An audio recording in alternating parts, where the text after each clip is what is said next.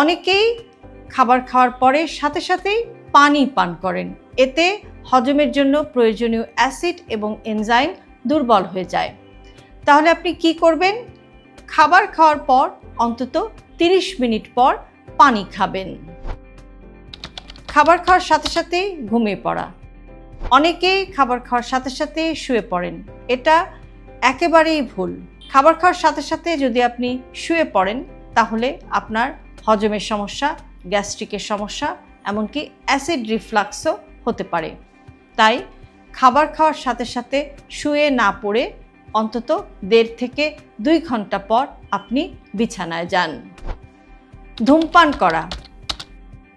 অনেকেই খাবার খাওয়ার সাথে সাথে ধূমপান করাকে বা সিগারেট খাওয়াকে আরামদায়ক ভাবেন যে খাবার খাওয়ার পর একটা সিগারেট খেলে আরেকটু বাড়তি আরাম লাগে, কিন্তু এটা খুবই খারাপ একটি অভ্যাস। খাবার খাওয়ার আগে সিগারেট খাওয়ার চেয়েও খাবার খাওয়ার পরে সিগারেট খাওয়া আপনার শরীরের জন্য অনেক বেশি ক্ষতিকর। এতে আপনার ফুসফুস এবং লিভারের ওপরে বাড়তি চাপ পড়ে, কাজেই এই অভ্যাস থাকলে সেটি একদম এড়িয়ে চলুন।